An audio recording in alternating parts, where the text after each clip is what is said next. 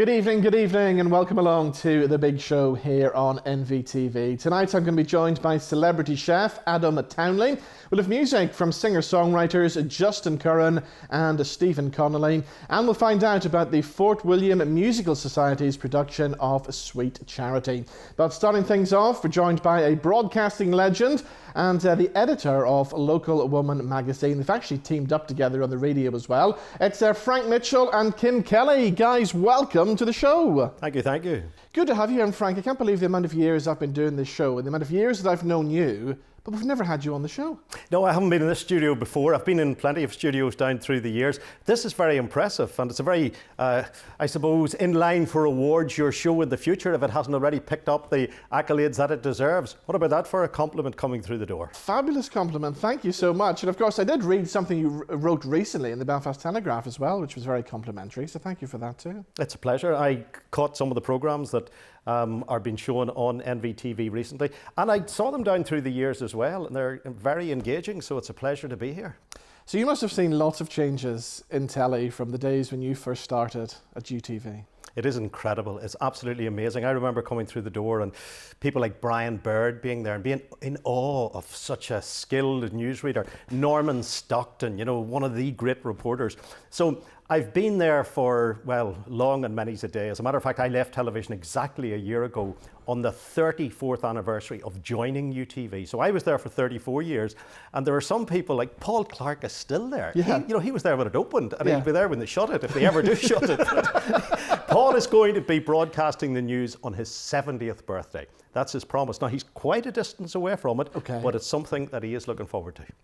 Do you miss being on telly? Because we missed you doing the weather every night. I miss it, yes. I couldn't have managed to keep up the pace much longer. I'm working every day from 8 in the morning with U105 through until noon, arrive at 8, do the programme 9 to 12, then straight up the stairs to prepare the weather, to liaise with the weather forecasters at the Met Office. People sometimes think you just do the weather at 6:30 and at 10:30, but there are actually 7 other weather forecasts during the day as well. So you're preparing all that, you're getting all that ready, you're constantly in and out of the studio, and you're home in the evening at about 7:15, absolutely knackered. And that's why when the opportunity came to leave with a little cushion that will see me through my twilight years, I had to take it. And did you have to train to be a weather person? Because you started off as a teacher. You did teacher training, didn't you? Yeah, very much so. Now, I remember I was teaching, and I remember the day I was walking through UTV, and the director, a guy called Robert Lamrock, they were doing rehearsals for UTV Live.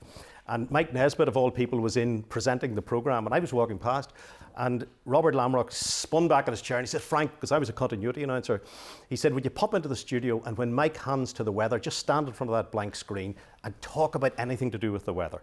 So that happened. I delivered a whole spiel about the weather, and Mr. Lamrock said to me the next day, he said, "would you do that again tomorrow during rehearsal?" So I did. Now, on the Monday they were going live, what I didn't know was they had a deal with the Met Office to provide the presenter and the weather. That deal fell through. They were then only providing the weather from the weather department in Birmingham. Cut a long story short, they needed a presenter. So I'm offered the chance to go on the telly to present the weather with no knowledge of it whatsoever. I do it for 2 weeks, every single day for 2 weeks, when the head of personnel called me up, Mr. Hutchinson, and he said, "Young Mitchell, what makes you think you have the qualifications to do the weather?" And I said, "Well, John, actually, Mr. Hutchinson, when I was at university, I did physics and meteorology as part of my overall mathematical degree." "Ah, fantastic, fantastic." What he didn't know was I did PE in English, but I wasn't going to tell him.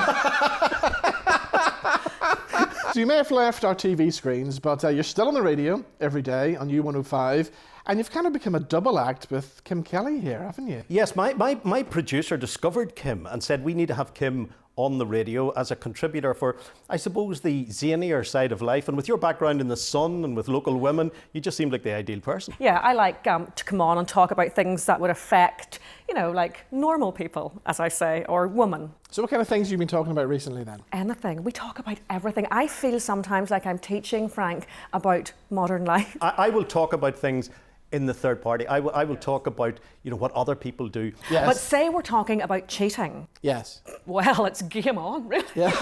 It's game on. But I tell people this, if you're going to date me, be prepared, because I know that the woman listening, particularly women, the same thing has happened to them as well. I know there's lots of women who are listening thinking, oh my goodness, I am the only woman to be ghosted. I am the only woman, to turn up for a date and the guy not be there. It happens, unfortunately.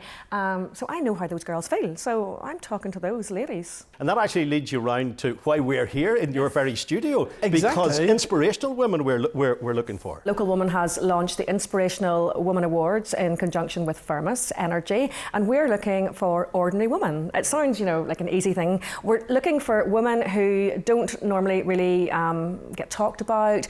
Those women you meet and they run charity groups, they maybe run like a creche, they care for others, they're teachers in schools maybe, and they do lots of extra curricular things, those kind of women who are just the unsung heroes. So we're looking for them. So on the 29th of May, which is a Sunday, you and I are going to host this, and there's 18 awards. There's things like Inspirational Teacher of the Year, Carer of the Year, Foster Carer, Doctor, Dentist, everything is covered. And we just want to see normal women who aren't celebrities coming up and taking centre stage, and we'll give them a great day. It's going to be an afternoon tea, and we're having Nathan Carter. But I think there are going to be a few tiers as well. I mean, Yes. I've already had a flick through some of the entries. There's 1,500 entries, which we're judging this week. Wow. So many stories of women, just normal women who are like wives and mothers, but also have these sort of like secret double lives, where they like run charities for no personal gain. It really is amazing. And these women aren't they've usually been nominated by people who don't really know them that well, or by, their husbands or children, those kind of women. Yeah. So they're all going to come together at the Europa Hotel. You can buy tickets if you go onto our website, Local Women Magazine. If you look at our social media, Official Local Women, you can pick up tickets and come along. It'll be a fun day. And we'll have lots of sort of famous faces there, and it'll be a nice treat too.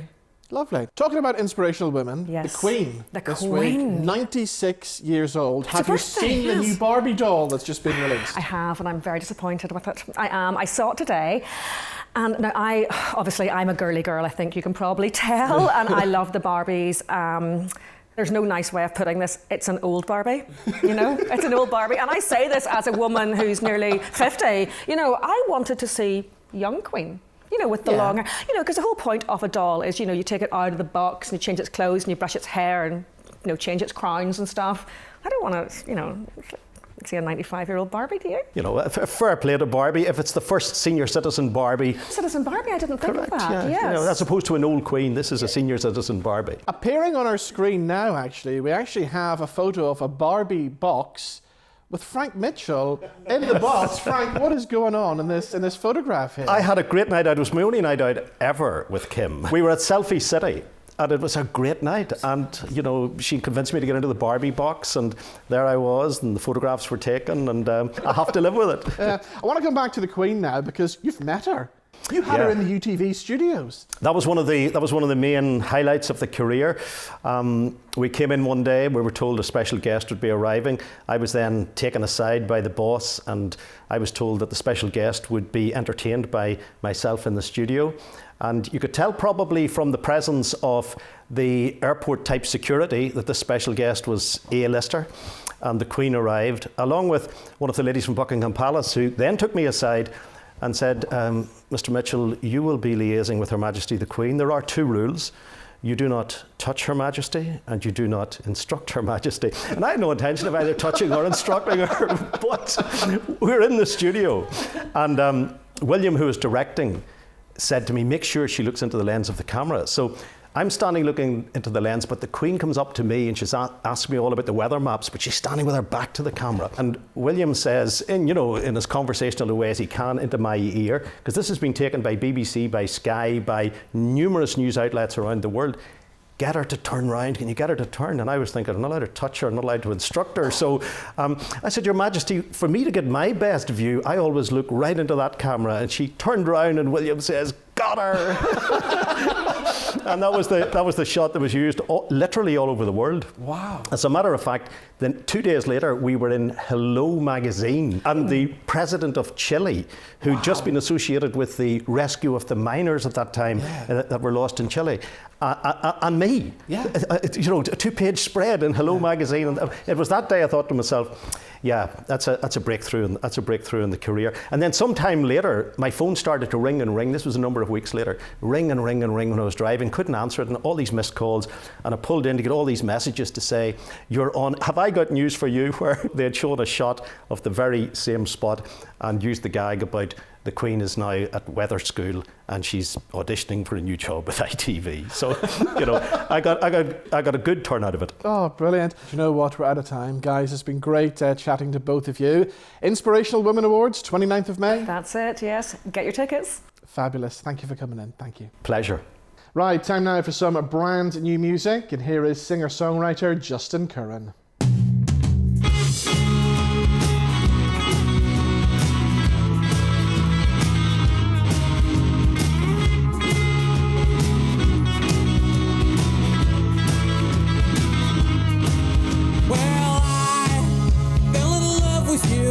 From the moment that we met, then you told me those words of my life was simply the best.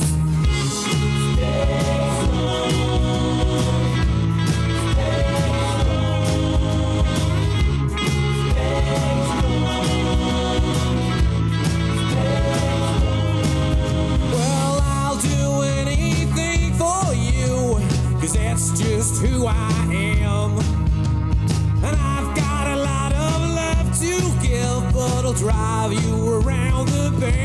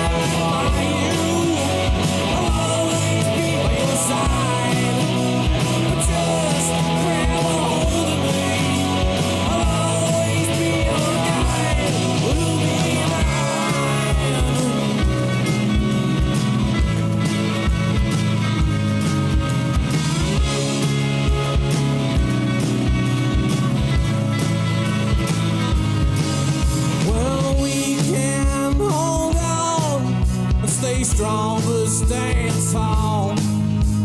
And I'll drop everything anytime that you call.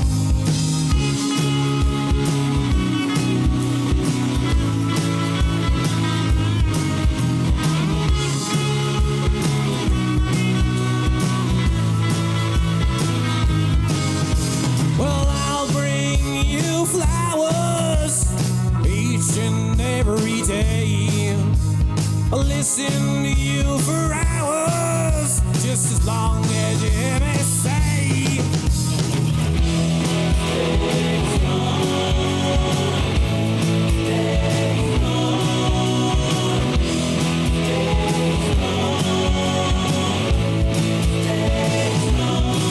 Well, you complete me, and you make me whole. And you can always trust me, now that you own my soul. And I'll stand right by you, I'll always be by your side. But just grab a hold of me, I'll always be your guide. We'll be mine. I'll be your guide. Who's gonna be mine? So that's a track called Stay Strong, I'll Be Your Guide from singer-songwriter Justin Curran, who now joins us in the studio. Welcome, how are you? Yeah, doing well. Thanks very much. How about yourself? Very well, thank you. So we're loving that song. Tell us the story behind it. I wrote the song in May 2018, and I was going through a bit of a emotional kind of turmoil kind of point in my life, and I was kind of writing an album where a lot of it was based on kind of mental health. Yeah. So Stay Strong Will Be Your Guide was kind of the answer to a song that I had previously written called Throwing Myself Right In. So it was kind of Throwing Myself Right In was a very dark kind of song, and Stay Strong Will Be Your Guide was kind of the love song, as it were, but with a bit of a rock and roll kind of edge to it as well, you know. Brilliant. So tell me about you, because you're originally from Belfast, as we can tell by the accent, but you live in the Alps, don't you? Yeah, I live in the French Alps, yeah. It's How and why? How did that happen? Lockdown happened, and you know, it was the best place to be, really, you know. I was on tour at the time, and I was in Jersey where my children live, and lockdown kicked in, so tour was cancelled, and I was stuck in a hotel for a few months. And as soon as I got the opportunity, as soon as the border opened, I was like, right, I'm going to the Alps. Yeah. You know, and I've been there ever since, and happiest move I've ever made, you know. Certainly from living in a hotel for 4 months, it was definitely best getting to a nice, relaxed home, you know. So what's a typical day like in the Alps then? Typical day in the Alps, I've got a studio in the kind of basement of the house, and typical day is go down, you know, kind of get up, have a coffee. Yeah. Overlooking kind of beautiful mountains, and then head down to the studio and start working, start writing and start recording and rehearsing and stuff, you know. So brilliant. It's ideal, you know. So you've been performing for many years, haven't you? I mean, you've been in bands and stuff over the years, and I know you're very influenced by Paul Weller, aren't you? Massive Paul Weller fan. My first gig that I went to was Paul Weller gig in the Ulster Hall. I think it was 94, 95, 94. And I went down after school and managed to sneak myself into the sound check, which was pretty amazing, you know. Kind of saw him playing his sound check, and it was like, oh my goodness, you know, my idol, you know. And as I say, during the lockdown, managed to reach out to one of his drummers, Ben Cordelia, and kind of said, look, I'm working on this song called Stay Strong Will Be Your Guide.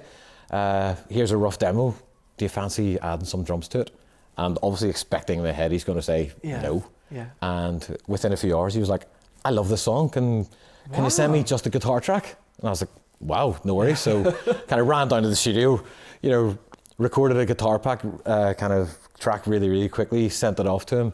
And within 12 hours, I had a full drum track. And he was like, there you go. This is spot on. This is mega. And I was like, wow, that's amazing, you know. Yeah. So again, kind of just kept in touch with him, and, you know, coming up the release date, he was like, you know, don't forget to send me the links of, you know, kind of the Spotify links and all that, so we can kind of put a bit of publicity to it. And it was amazing, you know. Brilliant. And as soon as we got that launched, I was like, right, I'm working on another song. So, do you mind if you add a wee bit of drums onto it? And he said, yeah, send me a rough demo and I'll see what I can do. But I'm really busy at the moment, so I thought, oh, okay, so we're talking a few months before I'll get this back. He heard it and he went, can you send me an acoustic track of that one? So I was like, yep, no worries, and sent the acoustic track. And again, 12 hours later, he was like, there you go. And he had percussion and, you know, snare drum, heavy hitting sounds, and kind of heard the song, and I was like, oh my goodness, because I wrote this song when I was 16 years old, and it's been in my head for kind of, you know, 20 odd years. And to suddenly hear that song as I heard it in my head, it was like, oh my goodness. And then remarkably, the best bit about it, you know, kind of I had done the bass tracks and the Hammond organ tracks, and I had worked on all of it, and I was kind of sitting there one day, and the kids and stepkids were all playing in the swimming pool, and I was listening to the track in kind of my earphone, and kind of looked over, and the kids were kind of splashing, and I went, hang on. So I got all the mics out and set up a recording studio outside in the garden, and I was like, right, I'm going to listen to this track on the drum, and every time I clap my hand, I want you to slap on the water. So we did 4.5 minutes of the kids going, are you mad? And I was like, no, it's going to work out really, really well. So there were the kids kind of slapping on the water and stuff, and yeah, kind of I sent that off to the producer, who was like, what have you just sent me? And I was like, this is a percussion track that I really want to hear on the introduction, in the middle, and at the end of the song. And he was like, okay, I'll have a listen. And about 2 weeks later, he was like, you know what? I'm in love with this. I need this going throughout the whole song. So with the introduction, before like the instruments kick in, you've got the kids kind of slapping on on the water, and it just sounds amazing, you know, kind of Brilliant. just amazing how, and I think that's thanks to working with Ben. Yeah. You know, he's kind of pushed me to thinking, right, how do I think outside the box here? How do I push this even further? You know, and for me as a songwriter, that's the perfect way to work. So we heard the track Stay Strong there. Is that part of an album? That'll be part of the album, yeah, The Light Shines Through the Darkness, yeah. That's going to be like the kind of middle track, really. Okay. You know, to kind of bring it more towards the light side of things, you know. And when can we get our hands on that then? That'll be finished this summer. All right, okay. We definitely released this summer because we've been the way we worked it through the lockdown was I was releasing one song a month for a while, and then when I spoke to my manager, he was like, "Why were you doing one a month?" Yeah. And I was like, "Because it gave me a goal. Every month there's a song of, you know, kind of, and I wasn't working with anyone. It was me doing the production, me doing the everything in the studio." But I'm no drummer, I'm no percussionist, so that's why I reached out to Ben in the end for these kind of tracks that are being released at the moment, you know. Brilliant. So I know you've got some gigs lined up this week in Belfast, but any other plans to come back again? Oh, definitely, yeah. I'm going to be speaking with the Mac Theatre later on because I played a gig there. Oh my goodness, I think it was 8 years ago, and I loved the vibe of the venue, the warmth and the walls, just everything about it. Walked in, you know, to the foyer thinking, I'm going to be playing here. I love this place. So yeah, I'm going to reach out to them. I'd love to play there kind of around October time. And then, you know, Belfast it's home from home for me. You know, I love coming back to Belfast. You know, my kids love coming back to Belfast as well. So excellent. You know, well, when you come back, we'll get you back in again and find out definitely, what's yeah. happening. We've got another one of your songs lined up now, Lost in Space. This one. Lost in Space, yeah. What's the story behind this one? Okay, so Lost in Space, again, it was written when I was in my early 20s, and I was in a band at the time in Belfast, and we had just recorded kind of half of an album, and my best mate at the time was a guy called Peter Dunphy, who's an amazing kind of film writer, film director, and, you know, we're kind of just, we're two, you know, as we believed, artists, you know. Yeah. But when we met up with each other, it was always a wild one. So I came out of the studio and I had a load of DAT tips in my bag, and bumped into Peter just by chance on Dublin Road, and he had his film script there, and we thought, you know what, let's meet up and have a drink, and, you know, we'll have a catch up, because I think we hadn't seen each other in about 6 months. So we had a pint, and a pint led to another pint, which led to another, and, you know, I think 20 odd pints later, I woke up the next morning thinking, "Whoa, that was a good night." And then I thought, I must get the DAT tips because we're heading to the studio. I looked for my bag and I couldn't find my bag anywhere. I phoned Peter and I was like, "Peter, do you know where my bag is?" And he went, "I was about to phone you. Do you know where my script is?" Right. So somewhere in a Belfast pub, there is DAT tapes sitting there from my band, and there's a film script that Peter had been writing for about 3 years. So you never got them back? Never got them back. We phoned every single pub that we could possibly think of, but no one had it. So somebody is sitting there with Someone's those sitting there. things at home somewhere, probably not knowing what they are or Exactly. how important they are. Exactly, and no idea, completely lost them. Wow. So I was kicked out of the band, obviously. And Peter's dad, who was his manager, was very, very annoyed with him. Yeah, I would imagine so, yeah. Yeah. Well, if So- anybody watching this happens to have these lying around their house, send them in to us here at NVTV and we'll make sure Justin gets them. Absolutely. Yeah. It could be great to get those back, you know. Exactly, yeah. And so Lost in Space was written the day after that. Sat down and I just thought, yeah, you know what, we were lost in space. You know, we were lost in our own little bubble world that we had created, you know, and all our stuff was left in that bubble. Brilliant. Right, we'll hear the song now. Justin, in the meantime, thank you so much for joining us. Thank you very much for having me. Thank you. So here he is, Justin Curran with Lost in Space.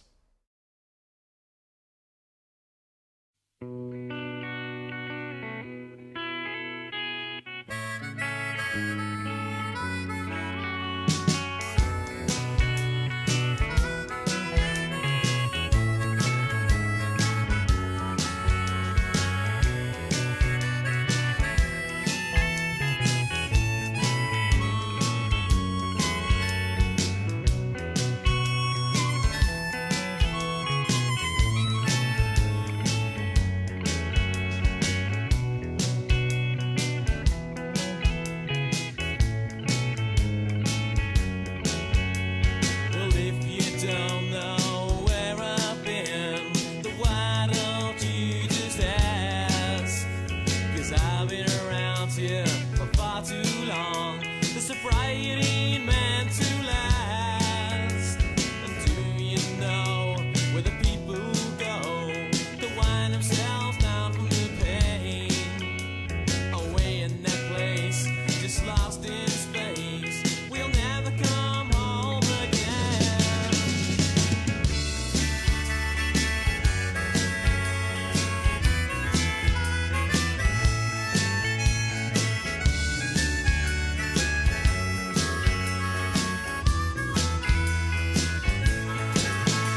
It's a time to run, a time to hide from those who believe we'll never ever shine. It's a time to run, a time to hide from those who believe we'll never ever shine.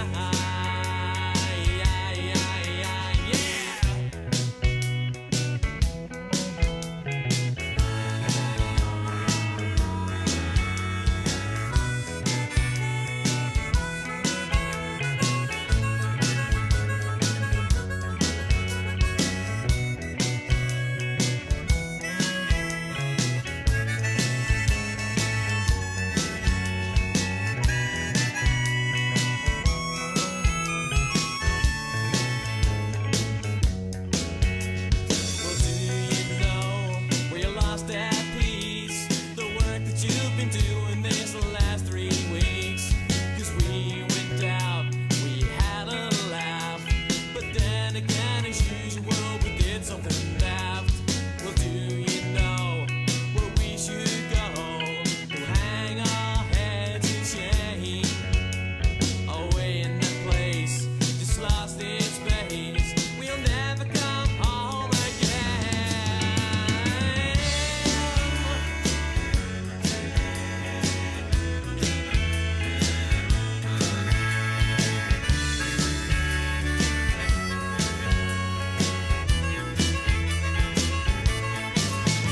It's a time to run, a time to hide for those who believe we'll never ever shine. It's a time to run, a time to hide from those who believe we'll never ever shine. It's a time to run, a time to hide from those who believe we'll never ever shine. It's a time to run, a time to hide from those who believe we'll never ever shine.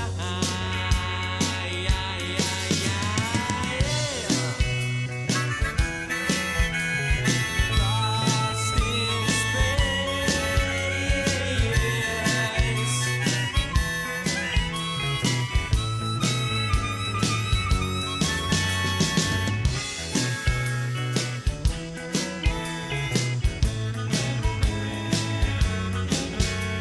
Just lost in space.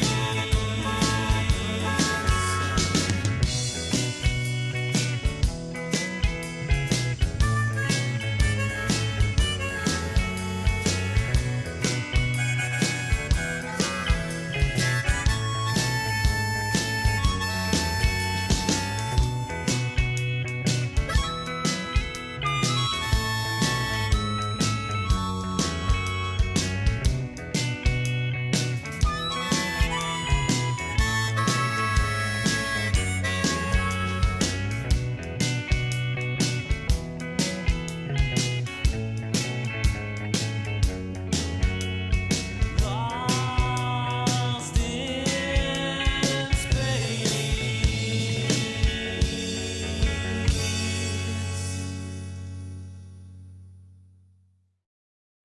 Right, still to come some more great local music. Stephen Conley is going to be here with his new song very shortly. But before that, we're talking about food from around the world.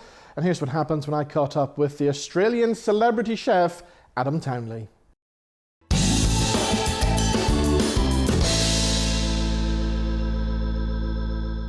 Right, we're talking global cuisine now, and I'm pleased to say that award-winning Aussie chef Adam Townley joins us now on the line. Adam, how are you? Hi, Robin. Thanks very much for having me on the show. So tell us about your latest research then. I can't believe that nearly half of over 55s have never tried sushi.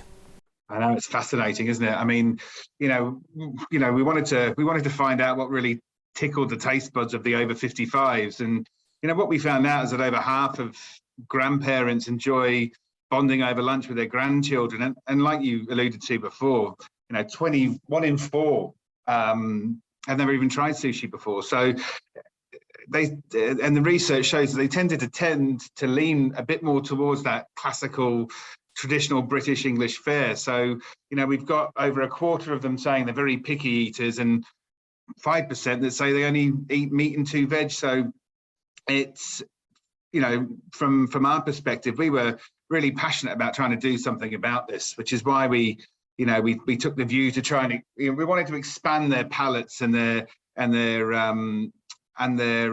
sort of dining range, and give them a really risk-free opportunity to get out there and try something different. So, you know, at Yo, we put this really brilliant campaign together to give them that opportunity, that risk-free opportunity to come and dine in one of our restaurants between the 11th and 18th of April for free with their grandchildren for the value of £15. So it was a sort of a really great opportunity for them to sort of spread their wings culinarily and try something different. So what else have we learned from the research then? What other international cuisines have people not tried yet? I mean, there's a number. I mean, it's quite fascinating that, you know, there's still about 8% of people that say they've never had Italian, which is just almost mind-boggling to comprehend that there's still a portion of the country that's never had spaghetti bolognese or lasagna. I mean, it's almost impossible to believe, right? But I think, you know, your standard top hitters are there, aren't they? You've got your Indian and your Chinese, but you're starting to see that as people travel more and they broaden their horizons through travel and just general life experiences, then, you know, we're starting to get more idiosyncratic sort of cuisines. Things like, it used to just be Thai, but now it's Vietnamese or Cambodian, or there's, you know, Mexicans branching out into sort of that Nikkei Japanese style cuisine that you get in Peru and parts of Chile. So I think there's an absolute plethora of quality dining experiences out there, and I think culturally, you know, although there is a portion of the nation that are picky, I think there's also a greater portion of people willing to go out and try something different. And I think it's a funny one, right? Because what you tend to find is that if you give somebody something to try, that they're quite willing and open-minded to try it, and they might really like it. But it's a different kettle of fish when they've got to put their money on the table. They want that perceived value for money of getting what they want and getting what they know and knowing that they're going to eat it. So I think that's a large portion of the country, really, that just they find themselves wanting to stick to the foods that they know. Obviously, sushi is your thing, but where did your love for sushi originate from? I was very lucky to travel a lot as a kid, living throughout Southeast Asia. So I was very exposed to lots of multicultural cuisines, and then I got to that sort of fusion melting pot of Australia when I was 12, which is very diverse array of traditional foods. You know, be it Vietnamese, be it Cantonese, be it Japanese. So I always I think there's also an air of mystery about Japan and the mastery and the traditions behind it. And I just love the freshness, the flavor, the actual diversity of the cuisine. Because let's face it, I mean, there is a stereotype that everything Japanese is raw fish, and it's just not the case. You know, there's a diverse range of really interesting street foods. It's one of the leaders in sort of that sort of wacky, sort of interesting, diverse sort of street food cultures. You know, you go to the likes of Tokyo, and it's really quite fascinating as some of the stuff that they come out with, and we blend bits of those into our menus as well. So it's, you know, I love the traditional freshness and precision and mastery of sushi, but equally I love that dynamic street food and hot food that it also offers. So we're seeing an increase of street food restaurants, street food stalls, street food vans, and I know that I was in Leeds a couple of weeks back, and there seems to be loads of street food restaurants popping up over there. Why is the street food becoming so popular then? It's fun, isn't it? You know, it's fun, it's interesting, it allows people to really express themselves, and it opens itself up to this lovely sort of blend of fusion as well. It's sort of, you know, let's face it, I mean, you know, the UK has been eating street food in the form of fish and chips wrapped in paper for many, many years. And I think being able to sort of diversify that into different cultural foods, you know, that's what people want to eat on the run. It's fun, it's tasty, and generally very vibrant. I just think it's just part of that sort of modern culture, isn't it? You know, and there's so much variety. So just coming back to the research, and I see that over half of grandparents and grandchildren say they enjoy bonding over lunch. So this might be a good idea now, or a good chance to get out and try something new. Well, absolutely. I mean, it's really the mainstay of this campaign is we want people to come out and look. At the end of the day, I mean, the pandemic kept us at home, right? But it also brought people closer together, and we're actually finding that 26% of people in the UK are spending more time with their grandparents. That separation throughout the pandemic, it probably, I think, really hit home as how important family and socialising is. So being able to give people the opportunity to get out there, you know, for free, in effect, you know, and spend quality time together doing what they say that they love, which is bonding over lunch, is a really great, enjoyable thing to be able to offer people. Well, Adam, it's been great talking to you. Thank you so much for joining us. Robin, thanks so much. Have a great day.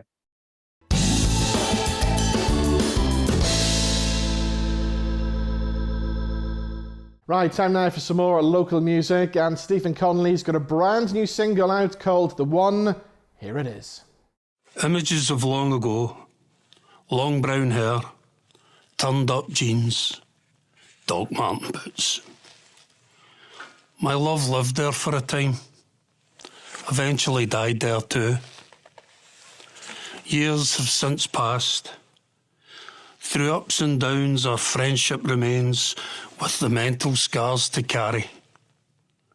Seems we haven't drifted that far apart. Our demons haunt us in different ways, bringing us together to unite in our fight. Demons will eventually lose. Friendship will prevail, stronger than before. In the distance goes that girl. Long brown hair, turned up jeans, Doc Marten boots.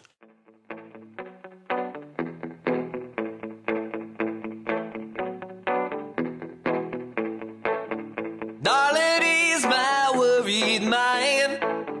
I can see you for the rest of time.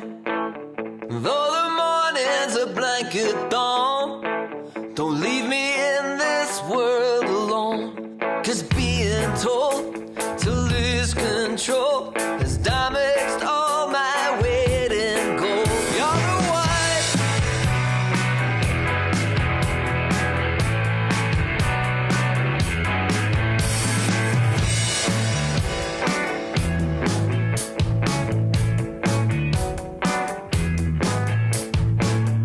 Through those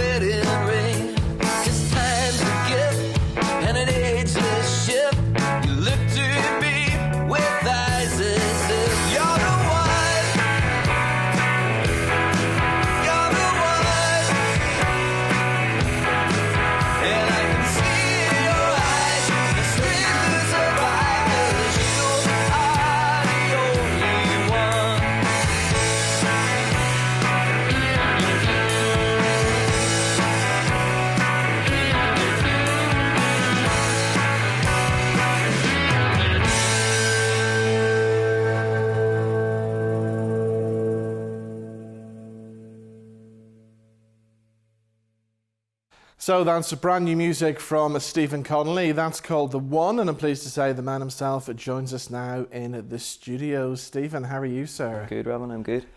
Thank you for joining us. Thank you for having me. Obviously, busy time for you. I know you've got the wedding coming up this week as well, but as we've learned from the song and the video, it's a pretty emotional time for you, isn't it? Yeah. I've been doing music for about 15 years now, and really in the past year or so, I've decided to try and leave the band sort of situation behind and just try and focus on my own work. Yeah. A lot of stuff's been going on personally, with my wife-to-be, my fiancée, and her cancer diagnosis and her cancer battle. And apart from everything else, that's really what's driven me to go out on my own and to actually really try and chase after a bit of a dream. Yeah, now I remember the last time you were in this studio, you were with the Pine Barrens. Pine Barrens, yeah. We are still doing things together as well. It's just harder whenever there's a group of people, especially when you get older, and trying to get everybody on time for rehearsals, for recordings, for videos. So we are still definitely very much together. But it's a bit easier writing the songs and doing it yourself. You know what I mean? That's where I'm at the minute. And then, of course, the pandemic probably didn't help things either, did it? Yes and no. Right. It didn't help things with the band, obviously playing live and things like that, but it gave me so much more time to write songs, more time than I ever would have spent on it. And I found the more I did it, the faster it was just coming out. So I could get like 30 minutes a song, another 30 minutes, I'd have 2 songs at the end of a day. I was knocking out maybe like 4 or 5 songs a day, some maybe better than others. But so that's something in the past year or two since the pandemic that, I'm actually grateful for. So tell us about the song The One then. It's obviously about Sharon. Yeah, it's dedicated to Sharon, definitely. The One. A few lyrics in it that really hit home with her struggle, and lines obviously like The One, and lines like I can see in your eyes the strength to survive. It just kind of sums up her attitude towards a cancer diagnosis, kind of 3 cancer diagnoses in the past 2 years. She's done everything that she can, and she is still doing everything she can. It's not breaking her at all. Yeah. She's been to Cancun for a month and a half for different cancer treatments, for Hope for Cancer Centre in Cancun. She's been on chemo. She's on chemo right now. She's been on chemo 3 times now, different chemos. Surgeries, things like that. And it's just, if you were talking to her for half an hour about her diagnosis, you would feel like writing a song, you know what I mean? Yeah. It's the least you could do, and it just made it so easy to write a song about her. Yeah. Wow. So you've got the wedding this week. Yes, stressful times, but I think maybe about 80% there. Tiny details that are getting there, as you would probably know yourself. But it's mostly overthinking, I think.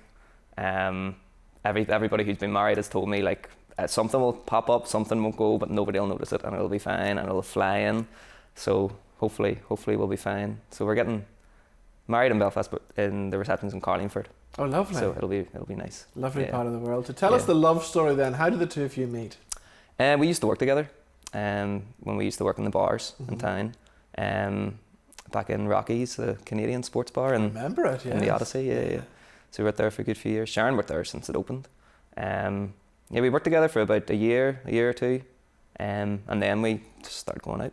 Yeah. And from there on, now we have kids as well now, and it's a good story with a few hiccups, but still, we're keeping the good mindset, and that's all you have to do. You know what I mean? Must have been tough though when she told you the news that she had cancer. Yeah.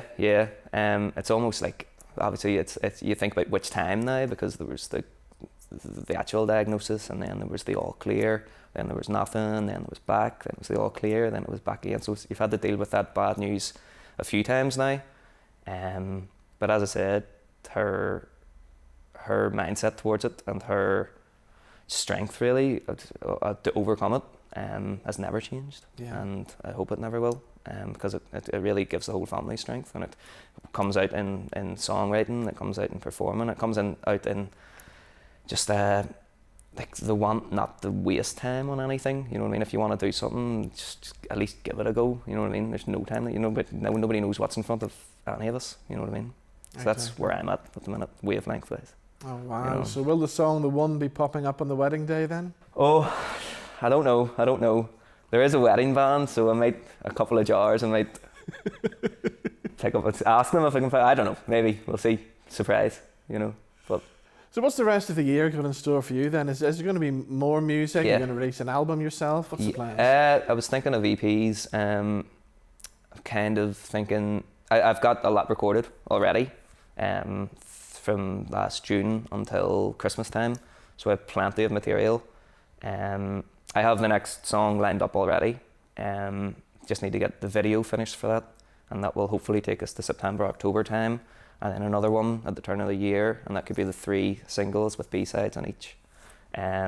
Released on all platforms, and then it'll just be the playing live after that. So I've got a good 6 months to a year planned out, and I've got all the material that are ready to go. And when you go out to do the live stuff, will it be weird not to have a full band with you on stage? It'll be half and half. There will be a live band for half of it, and then the other half will be for cafes and smaller bars. So I'm going to try and hit it on every angle. Brilliant. You know what I mean? No time to waste. Exactly. Well, if people want to follow you on social media and find out more, where do they go to? Yeah, Instagram, Stephen Conley Music, Facebook, Stephen Conley Music, YouTube, Stephen Conley Songwriter. And then it's on every platform: Apple Music, iTunes. It's everywhere. TikTok, Snapchat. It's available everywhere. Stephen Conley, The One. Well, it's out now. Stephen, thank you so much for coming in and joining us, and the best of luck with the big day as well. Thank you very much, man. Thank you.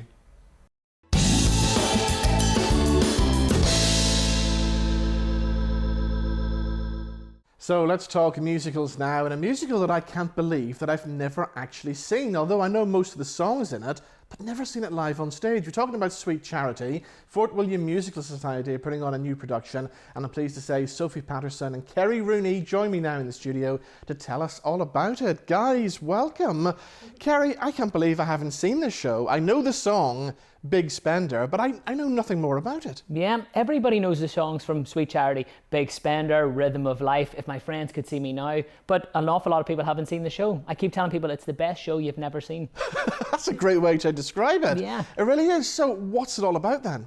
Well, it's got a script by Neil Simon, who's a terrific writer, one of the greatest writers in American theatre.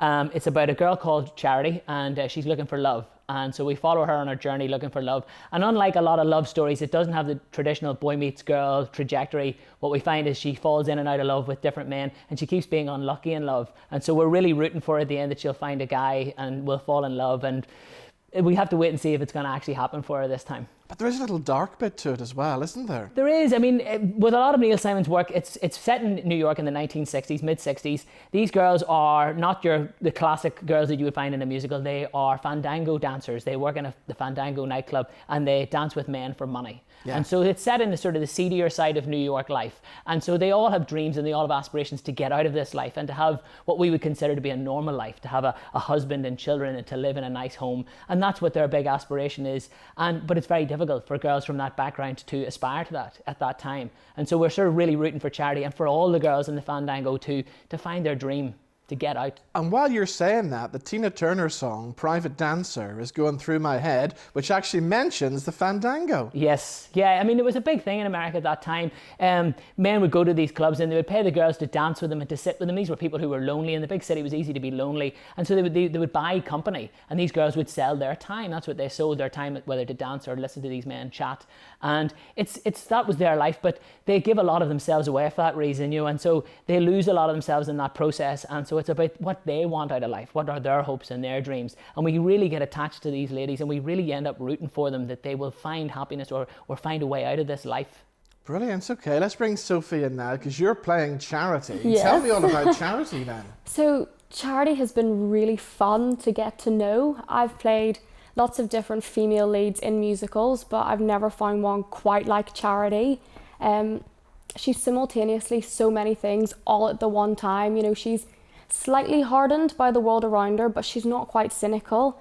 She is an eternal optimist. She is, as Kerry was saying, this hopeless romantic that we really want to root for.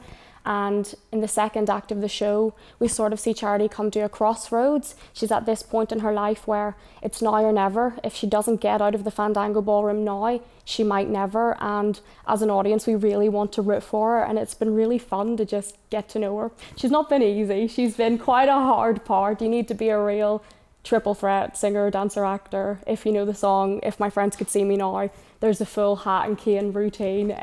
It's tricky business, but it's been so rewarding. And of course, the song Big Spender is in the show as well. Yeah, actually, I'm getting to be in that number, which is really exciting. It's another number to learn on top of all of my others, but the choreography by Cheryl is just fantastic. Brilliant. So we're in the middle of rehearsals at the moment. How's it all going?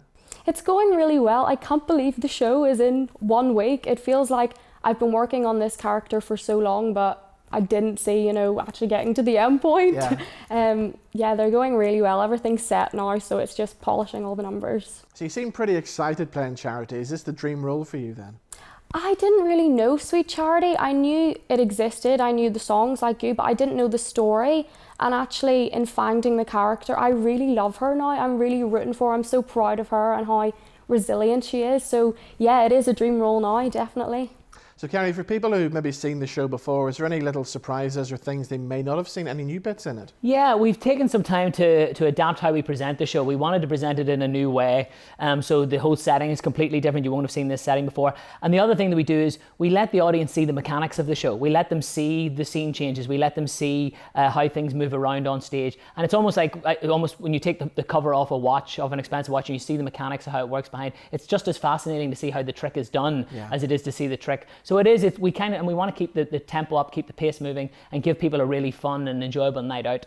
Brilliant. So I think the last time we had you in the studio was about 3 years ago. Obviously we had 2 years where nothing happened. So it must be good for Fortwilliam and all the other wonderful companies out there to get back doing what they love doing. Yes, it's such a buzz. It's a huge buzz for us to be back in theatre. We were very lucky. Last year in October we were able to do Calamity Jane with Fortwilliam, and this is another opportunity just to get back on stage, and we're relishing it. 2 years away from the theatre was very hard for a lot of people. We're delighted to be back in the theatre, and we want people to feel comfortable coming back into theatres and to know that they're in a safe setting and to get a chance to enjoy live theatre again. Exactly. Sophie, how long have you been involved with Fortwilliam then? So I joined during COVID, so Calamity was my first performance with them, and I'm so happy to be back doing Sweet Charity. Fortwilliam have been like a family to me, so many friendly faces. And they've been a company, haven't they, Kerry, that's been going for many years now? Yeah, I mean, they've got a really, really proud tradition. They're a company that's based over in North Belfast, and it is a family, as Sophie says. They've got a wonderful atmosphere. They're very, very welcoming. There's people come from all over the city, and they present shows every year, and I think it's important to keep live theatre alive within communities, that people have got somewhere to go, that they can have these sort of experiences. And Fortwilliam are at the core of that with some of the other groups here in Belfast.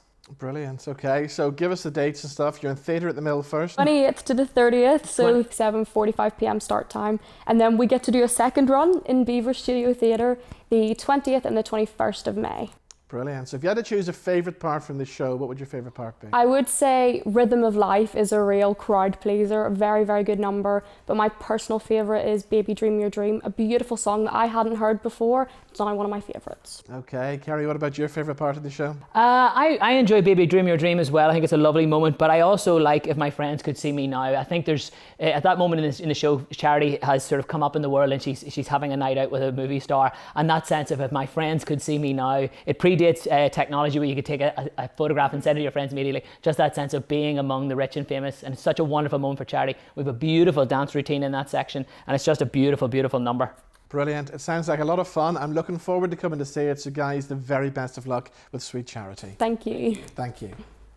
So that's all we have time for on The Big Show this week. Thank you to all my guests. And to finish off, going to play you something good from Sarah McQuaid. She's back, and she's on her way to Northern Ireland with a number of tour dates. On the 4th of May, she's in the Alley Theatre in Strabane. The 5th of May, she plays McHugh's Bar here in Belfast as part of the Cathedral Quarter Arts Festival. Then the next day, she's off to the Ards Arts Centre in Newton Ards, and then she finishes up in Portstewart at the Flowerfield Arts Centre. So to play us out, here's Sarah McQuaid. See you next week. Bye-bye.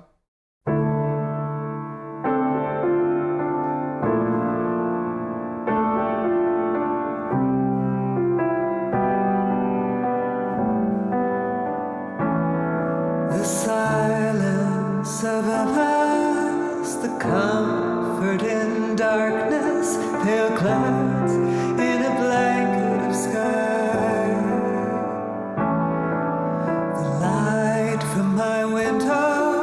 the trees lost in shadow. We'll likely have frost later on tonight. It's cold, I should go back inside where I know that it's warm if I sit near the fire. And as I stand shivering, the mist from my breathing forms tendrils of smoke that drift lower and higher. Orion, the hunter, is low in the sky.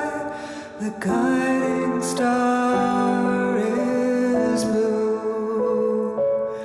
I ask myself yet again, what is this world coming to?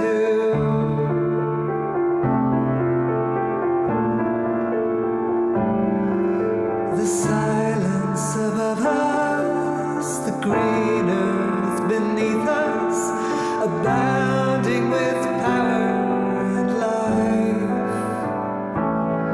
The bushes are rustling, the small birds are settling, hunkering down to be safe for the night. Orion, the hunter, is low in the sky. The guiding star is blue. I ask myself yet again, what is this world coming to?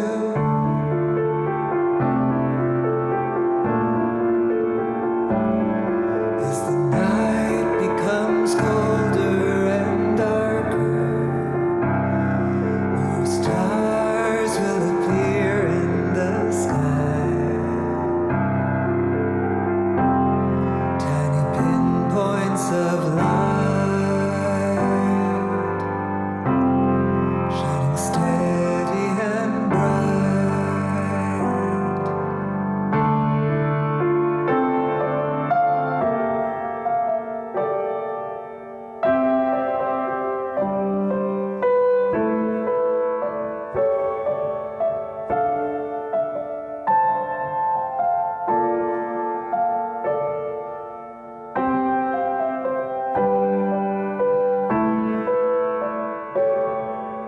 The silence above us, the comfort in darkness, pale clouds in a blanket of sky. The light from my window, the trees lost in shadow, we'll likely have frost later on tonight. Orion, the hunter, is low in the sky. The guiding star's blue. I ask myself yet again,